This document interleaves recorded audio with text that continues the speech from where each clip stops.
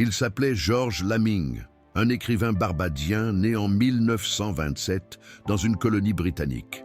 Et toute sa vie, il a retourné cette réalité contre l'Empire, pas avec des armes, avec des mots. Il grandit dans une île où l'anglais est la langue du maître, où l'école t'apprend à réciter Shakespeare, mais pas ton propre passé.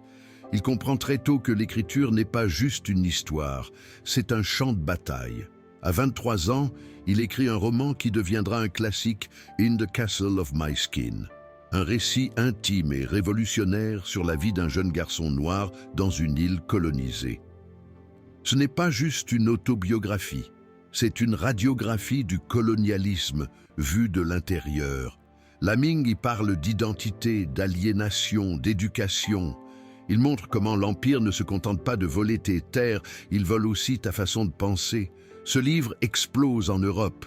Il est lu, étudié, applaudi. Mais ironiquement, dans les colonies, il reste presque invisible. Georges Lamming aurait pu s'arrêter là. Mais il continue. Il enseigne, il écrit, il milite. Il devient une voix centrale de la pensée postcoloniale, aux côtés de Frantz Fanon, Aimé Césaire ou Édouard Glissant. Mais contrairement à eux, il est encore trop peu cité, trop peu connu. Et pourtant, il nous a laissé une leçon essentielle. Le colonialisme ne finit pas quand le drapeau change. Il finit quand on récupère notre voix.